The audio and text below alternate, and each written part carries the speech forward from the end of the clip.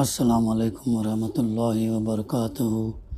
اعوذ باللہ من الشیطان الرجیم، بسم اللہ الرحمن الرحیم۔ ولما دخلوا علی یوسف آوى الیہ اخاہ قال انی انا اخوک فلا تبتئس بما كانوا یعملون۔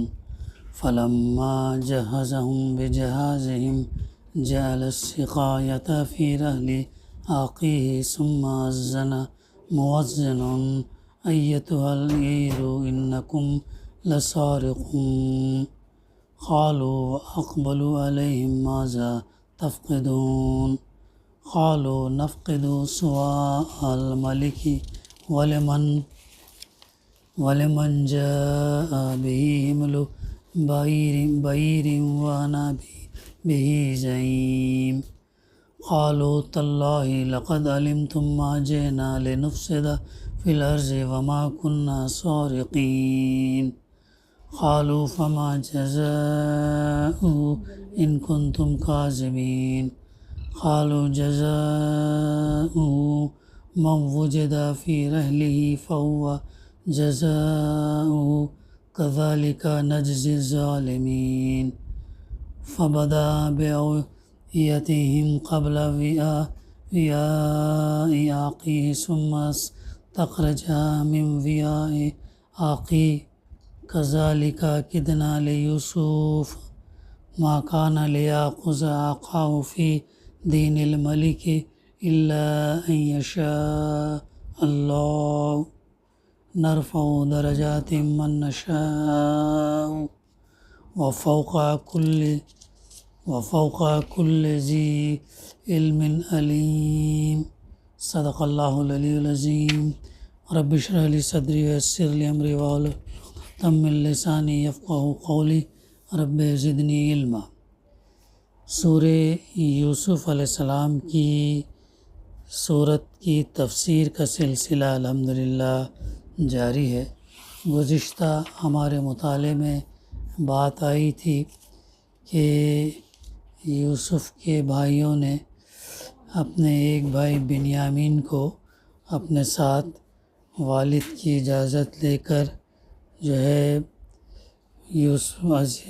یوسف کے پاس، یوسف علیہ السلام کے پاس جیسے کہ ہدایت گئی تھی، مختلف دروازوں سے جو ہے وہ داخل ہوئے، اور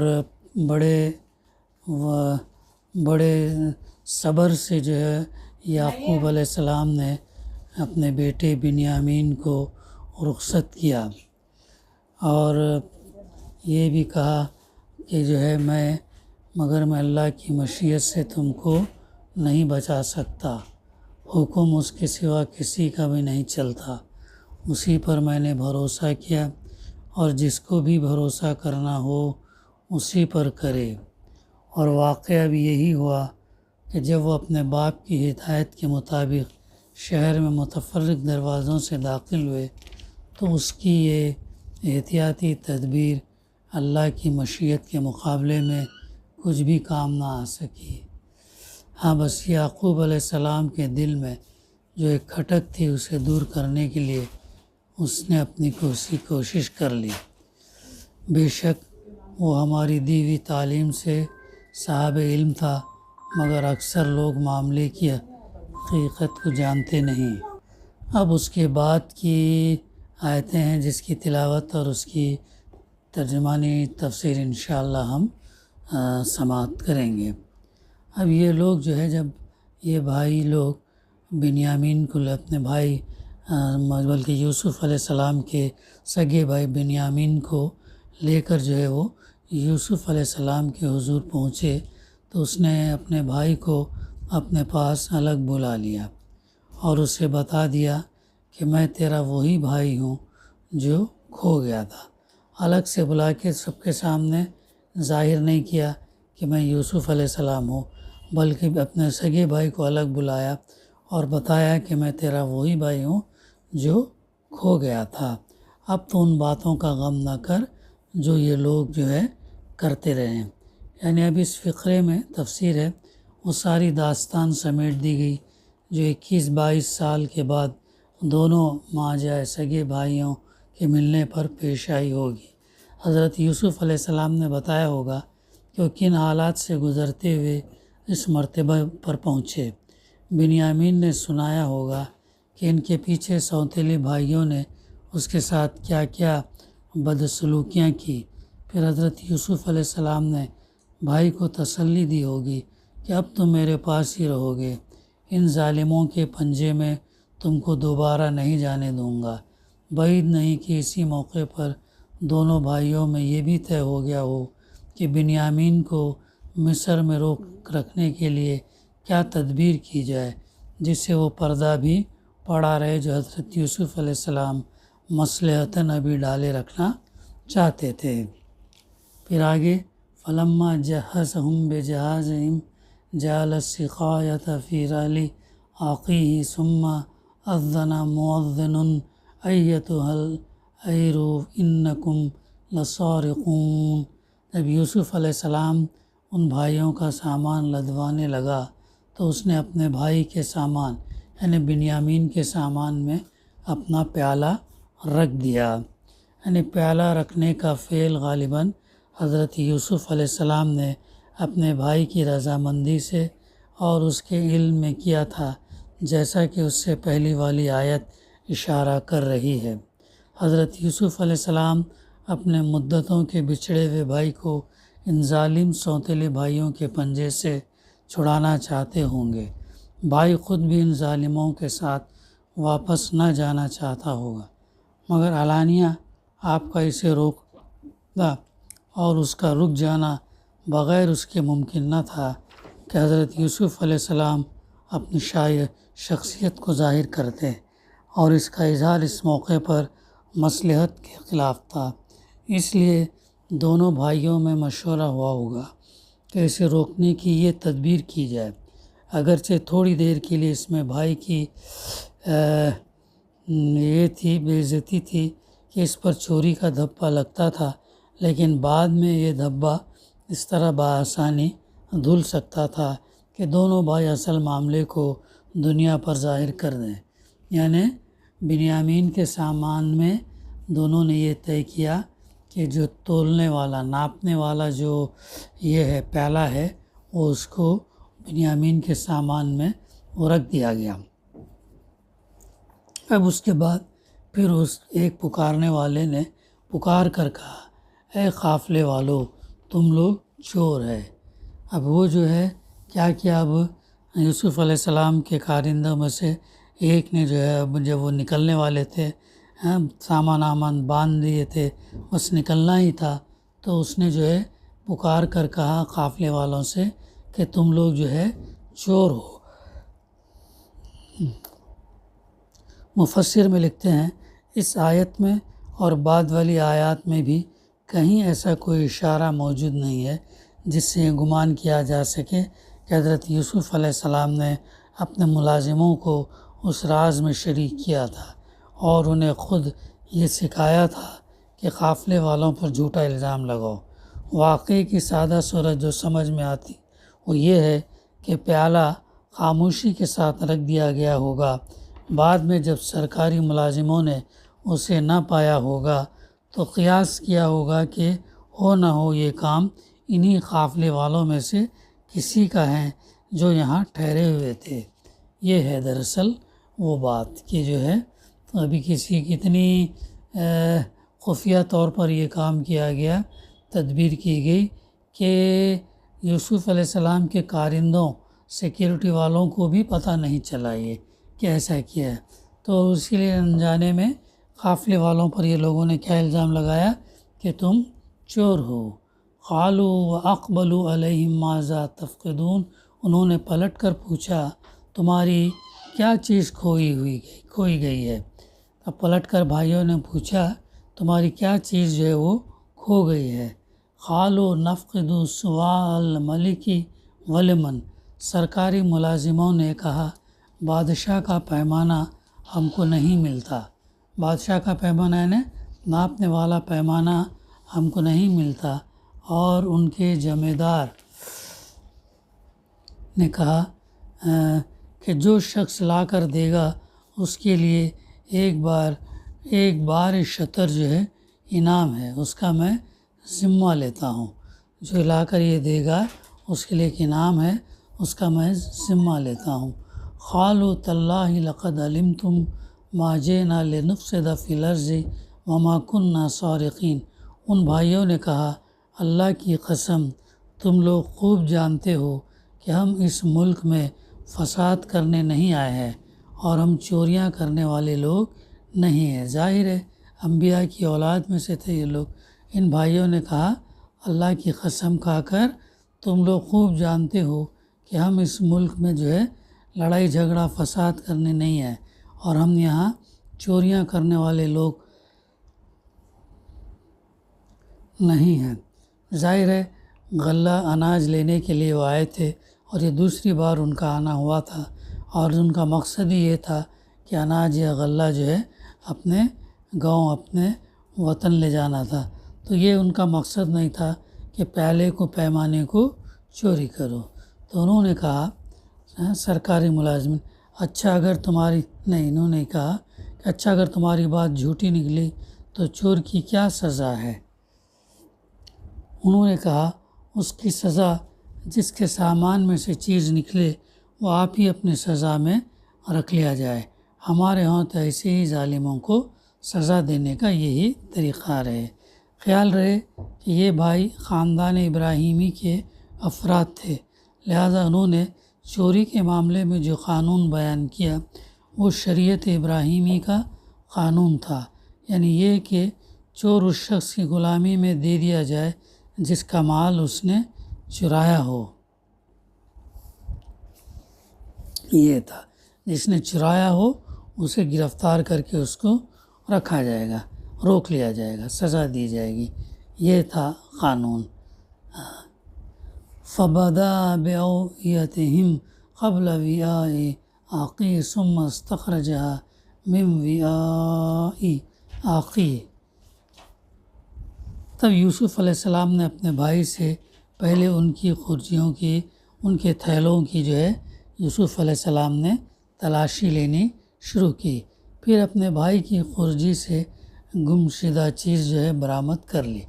دوسرے جو بھائی آئے تھے 10 بھائی آئے تھے، ان کے سامان ان کے تھیلوں میں سے جو ہے وہ چیکنگ کی گئی تو ان میں سے جو ہے وہ نہیں ملی، لیکن بنیامین کے تھیلے میں سے جو ہے وہ گمشدہ چیز جس کی وہ تلاش تھی وہ مل گئی۔ اس طرح ہم نے یوسف علیہ السلام کی تائید اپنی تدبیر سے کی۔ اللہ تعالیٰ نے یوسف علیہ السلام کی تائید اپنی تدبیر سے کی۔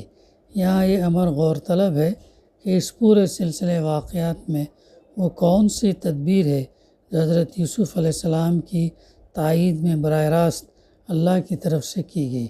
ظاہر ہے کہ پیالہ رکھنے کی تدبیر تو حضرت یوسف علیہ السلام نے خود کی تھی۔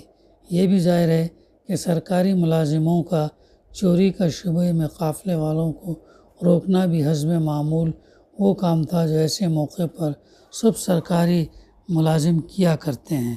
پھر وہ خاص خدائی تدبیر کون سی ہے؟ اوپر کی آیات میں تلاش کرنے سے اس کے سوا کسی دوسری چیز کو اس کا مصداق نہیں ٹھہرایا جا سکتا کہ سرکاری ملازموں نے خلاف معمول خود مشتبہ ملزموں سے چور کی سزا پوچھی اور انہوں نے وہ سزا بتائی جو شریعت ابراہیمی کی روح سے چور کو دی جاتی تھی۔ اس کے 2 فائدے ہوئے، ایک یہ کہ حضرت یوسف علیہ السلام کو شریعت ابراہیمی پر عمل کا موقع مل گیا، دوسرا یہ کہ بھائی کو حوالات میں بھیجنے کے بجائے اب وہ اس لیے اسے اپنے پاس رکھ سکتے تھے، یعنی یوسف علیہ السلام اپنے پاس اس کو رکھ سکتے تھے۔ یہ تھی جو ہے اس کی تفسیر۔ آگے ما کان لیأخذ اخاہ فی دین الملک الا الا ان یشاء اللہ نرفع درجات من نشاء وفوق کل ذی علم علیم، الا یہ کہ اللہ ہی ایسا چاہے۔ اس طرح ہم نے یوسف کی تائید اپنی تدبیر سے کی۔ اس کے بعد اس کا یہ کام نہ تھا کہ بادشاہ کے دین یعنی مصر کے شاہی قانون میں اپنے بھائی کو پکڑتا، الا یہ کہ اللہ ہی ایسا چاہے۔ اس کی تفسیر تھوڑی طویل ہے، مختصر سا ہم اس کا مطالعہ کریں گے۔ یعنی اب اس کی تفسیر یوں ہے، یعنی یہ بات حضرت یوسف علیہ السلام کی شان پیغمبری کے شایان نہ تھی کہ وہ اپنے ایک ذاتی معاملے میں شاہ مصر کے قانون پر عمل کرتے۔ اپنے بھائی کو روک رکھنے کے لیے انہوں نے خود تدبیر کی تھی۔ اس میں یہ خلل رہ گیا تھا کہ بھائی کو روکا تو ضرور جا سکتا تھا، مگر شاہ مصر کے قانون تعزیرات سے کام لینا پڑتا، اور یہ اس پیغمبر کی شان کے مطابق نہ تھا جس نے اختیارات حکومت غیر اسلامی قوانین کی جگہ اسلامی شریعت نافذ کرنے کے لیے اپنے ہاتھ میں لیے تھے۔ اگر اللہ چاہتا تو اپنے نبی کو اس بدنما غلطی میں مبتلا ہو جانے دیتا، مگر اس نے یہ گوارا نہ کیا کہ یہ دھبا اس کے دامن پر رہ جائے۔ اس لیے اس نے براہ راست اپنی تدبیر سے یہ راستہ نکال دی کہ اتفاقاً برادران یوسف سے چور کی سزا پوچھ لی گئی، اور انہوں نے اس کے لیے شریعت ابراہیمی کا قانون بیان کر دیا۔ یہ چیز اس لحاظ سے بالکل برمحل تھی کہ برادران یوسف علیہ السلام مصری رعایا نہ تھے، ایک آزاد علاقے سے آئے ہوئے لوگ تھے، لہٰذا اگر وہ خود اپنے ہاں کے دستور کے مطابق اپنے آدمی کو اس شخص کی غلامی میں دینے کے لیے تیار تھے جس کا مال اس نے چرایا تھا، تو پھر مصری قانون تعزیرات سے اس معاملے میں مدد لینے کی کوئی ضرورت ہی نہ تھی۔ یہی وہ چیز ہے جس کو بعد کی دو آیتوں میں اللہ تعالیٰ نے اپنے احسان اور اپنی علمی برتری سے تعبیر فرمایا۔ ایک بندے کے لیے اس سے بڑھ کر بلندی درجہ اور کیا ہو سکتی ہے کہ اگر وہ کبھی بشری کمزوری کی بنا پر خود کسی لغزش میں مبتلا ہو رہا ہو تو اللہ تعالیٰ غیب سے اس کو بچانے کا انتظام فرما دے۔ ایسا بلند مرتبہ صرف انہی لوگوں کو ملا کرتا جو اپنی صحیح اور عمل سے بڑی بڑی آزمائشوں میں اپنا محسن ہونا ثابت کر چکے ہوتے ہیں۔ اور اگرچہ حضرت یوسف علیہ السلام صاحب علم تھے، خود بہت دانشمندی کے ساتھ کام کرتے تھے، مگر پھر بھی اس موقع پر ان کے علم میں ایک کسر رہ گئی اور اسے اس ہستی نے پورا کیا جو ہر صاحب علم سے بالاتر ہے۔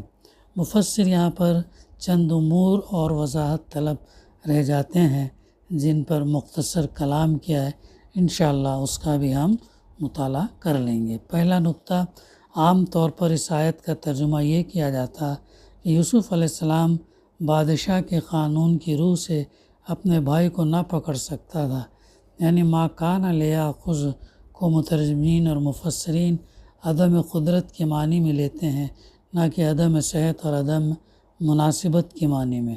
لیکن اول تو یہ ترجمہ تفسیر عربی محاورے اور قرآنی استعمالات دونوں کے لحاظ سے ٹھیک نہیں ہے، کیونکہ عربی میں عموماً ما کانا بمعنی ما ینبغی لہو، ما صح لہو، ما استقام لہو وغیرہ آتا ہے، اور قرآن میں بھی یہ زیادہ تر اسی معنی میں آیا۔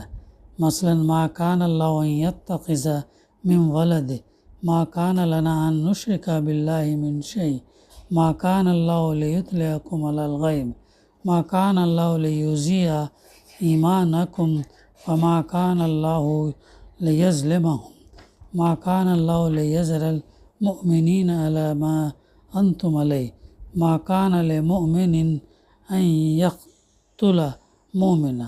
دوسرے اگر اس کے وہ معنی لیے جائیں جو مترجمین مفسرین بالعموم بیان کرتے ہیں تو بات بالکل محمل ہو جاتی ہے۔ بادشاہ کے قانون میں چور کو نہ پکڑ سکنے کی آخر وجہ کیا ہو سکتی ہے؟ کیا دنیا میں کبھی کوئی سلطنت ایسی بھی رہی جس کا قانون چور کو گرفتار کرنے کی اجازت نہ دیتا ہو۔ یہ مفسر غور کرنے کے لیے نکات بیان کیے ہیں۔ پھر دوسرا نقطہ، اللہ تعالیٰ نے شاہی قانون کے لیے دین الملک کا لفظ استعمال کر کے خود اس مطلب کی طرف اشارہ فرما دیا ہے جو ما کان لیاخذ سے لیا جانا چاہیے۔ ظاہر ہے کہ اللہ کا پیغمبر زمین میں دین اللہ جاری کرنے کے لیے مبعوث ہوا تھا، نہ کہ دین الملک جاری کرنے کے لیے۔ اگر حالات کی مجبوری سے اس کی حکومت میں اس وقت تک پوری طرح دین الملک کی جگہ دین اللہ جاری نہ ہو سکا تھا، تب بھی کم از کم پیغمبر کا اپنا کام تو یہ نہ تھا کہ اپنے ایک شخصی معاملے میں دین الملک پر عمل کرے۔ لہذا حضرت یوسف علیہ السلام کا دین الملک کے مطابق اپنے بھائی کو نہ پکڑنا اس بنا پر نہیں تھا کہ دین الملک میں ایسا کرنے کی گنجائش نہ تھی، بلکہ اس کی وجہ صرف یہ تھی کہ پیغمبر ہونے کی حیثیت سے اپنی ذاتی حد تک دین اللہ پر عمل کرنا ان کا فرض تھا، اور دین الملک کی پیروی ان کے لیے قطعاً نامناسب تھی۔ دین الملک نے بادشاہ کے دین پر چلنا، رائے دینا نامناسب تھا۔ تیسرا نقطہ یہ ہے، قانون ملکی یعنی لا آف دا لینڈ کے لیے لفظ دین استعمال کر کے اللہ تعالیٰ نے معنی دین کی وسعت پوری طرح واضح کر دی ہے۔ اس سے ان لوگوں کو تصور دین کی جڑ کٹ جاتی جو انبیاء علیہ السلام کی دعوت کو صرف عام مذہبی معنوں میں خدائے واحد کی پوجا کرانے اور محض چند مذہبی مراسم اور عقائد کی پابندی کرا لینے تک محدود سمجھتے ہیں، اور یہ خیال کرتے ہیں کہ انسانی تمدن، سیاست، معیشت، عدالت، قانون اور ایسے ہی دوسرے دنیاوی امور کا کوئی تعلق دین سے نہیں ہے، یا اگر ہے بھی تو ان امور کے بارے میں دین کی ہدایت محض اختیاری سفارشات ہیں جن پر اگر عمل ہو جائے تو اچھا ہے، ورنہ انسانوں کے اپنے بنائے ہوئے اصول اور ضوابط قبول کر لینے میں بھی کوئی مذائقہ نہیں۔ یہ سراسر گمراہانہ تصور دین جس کا ایک مدت سے مسلمانوں میں چرچا ہے، جو بہت بڑی حد تک مسلمانوں کو اسلامی نظام زندگی کے قیام کی صحیح سے غافل کرنے کا ذمہ دار ہے، جس کی بدولت مسلمان کفر اور جاہلیت کے نظام زندگی پر نہ صرف راضی ہوئے بلکہ ایک نبی کی سنت سمجھ کر اس نظام کے پرزے بننے اور اس کو خود چلانے کے لیے بھی آمادہ ہو گئے۔ اس آیت کی روح سے قطعاً غلط ثابت ہوتا ہے۔ یہاں اللہ تعالیٰ صاف بتا رہا کہ جس طرح نماز، روزہ اور حج دین ہے، اسی طرح وہ قانون بھی دین ہے جس پر سوسائٹی کا نظام اور ملک کا انتظام چلایا جاتا۔ بہترین نقطہ ہے، غور سے اس کو سنیں، اور بڑی اہم بات جو ہے اقامت دین کے تعلق سے یہاں پر مفسر نے بیان کیا ہے۔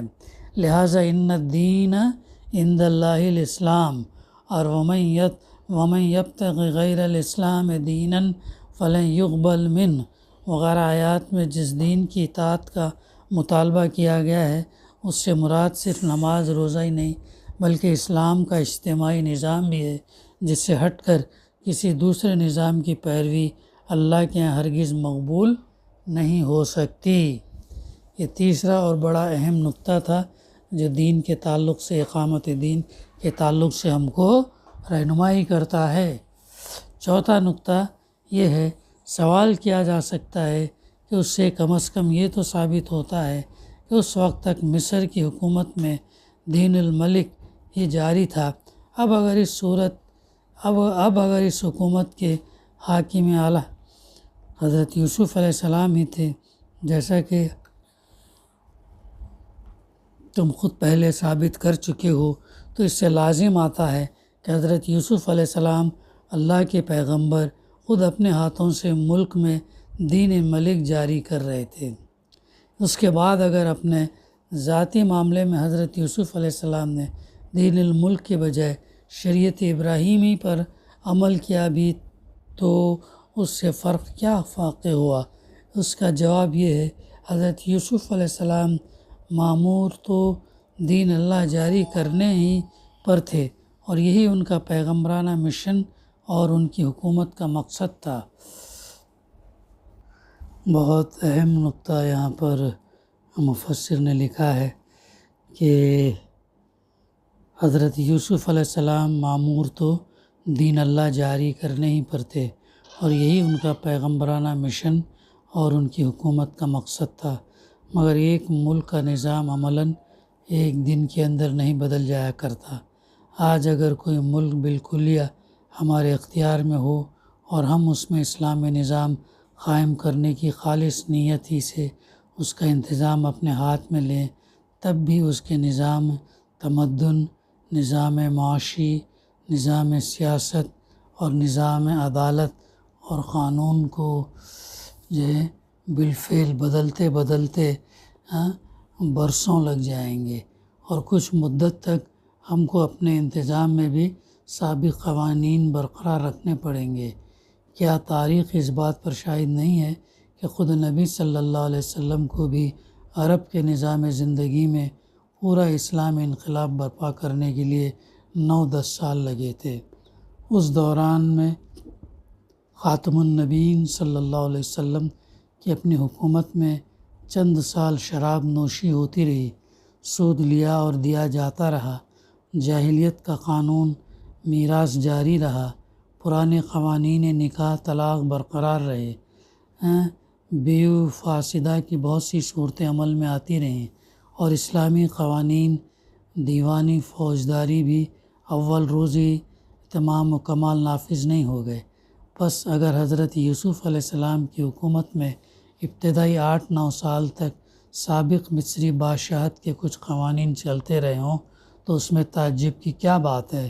اور اس سے یہ دلیل کیسے نکل آتی ہے کہ اللہ کا پیغمبر مصر میں اللہ کے دین کو نہیں بلکہ بادشاہ کے دین کو جاری کرنے پر مامور تھا؟ رہی یہ بات کہ جب ملک میں دین الملک جاری تھا، یہ تو آخر حضرت یوسف علیہ السلام کی اپنی ذات کے لیے اس پر عمل کرنا کیوں شایان شان نہ تھا؟ تو یہ سوال بھی نبی صلی اللہ علیہ وسلم کے طریقے پر غور کرنے سے بآسانی حل ہو جاتا ہے۔ نبی صلی اللہ علیہ وسلم کی حکومت کے ابتدائی دور میں جب تک قوانین اسلامی جاری نہ ہوئے تھے، لوگ پرانے طریقے کے مطابق شراب پیتے رہے۔ مگر کیا اللہ کے رسول صلی اللہ علیہ وسلم نے بھی پی؟ لوگ سود لیتے دیتے تھے، مگر کیا آپ نے بھی سودی لین دین کیا؟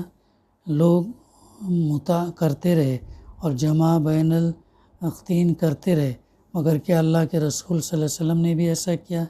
اس سے معلوم ہوتا ہے کہ داعی اسلام کی عملی مجبوریوں کی بنا پر احکام اسلامی کے اجراء میں تدریج سے کام لینا اور چیز ہے، اور اس کا خود اس تدریج کے دور میں جاہلیت کے طریقوں پر عمل کرنا اور چیز ہے۔ تدریج کی رخصتیں دوسروں کے لیے ہیں، داعی کا اپنا یہ کام نہیں ہے کہ خود ان طریقوں میں سے کسی پر عمل کرے جن کے مٹانے پر جو ہے وہ مامور ہوا ہے۔ تو یہ 3 آیات کی تفسیر جس کے اندر مفسر نے اقامت دین پر اور جو ہے یوسف علیہ السلام جو ہے شریعت ابراہیمی پر عمل کیا کر کے بتایا ہے، اور دین ملک یعنی بادشاہ کے دین پر عمل نہیں کیا، بڑا اہم نقطہ ہے۔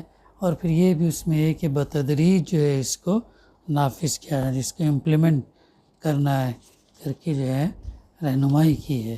دعا ہے کہ اللہ سبحانہ و تعالی ہمیں کہنے سننے سے زیادہ صحیح سمجھنے، یہ اس پر عمل کرنے اور اس پیغام کو پہنچانے کی توفیق عطا کرے۔ ربنا تقبل منا انک انت السمیع العلیم وتب علینا انک انت التواب الرحیم۔ صلی اللہ تعالی علی خیر خلقہ وعلی آلہ وصحبہ اجمعین والحمد للہ رب العالمین۔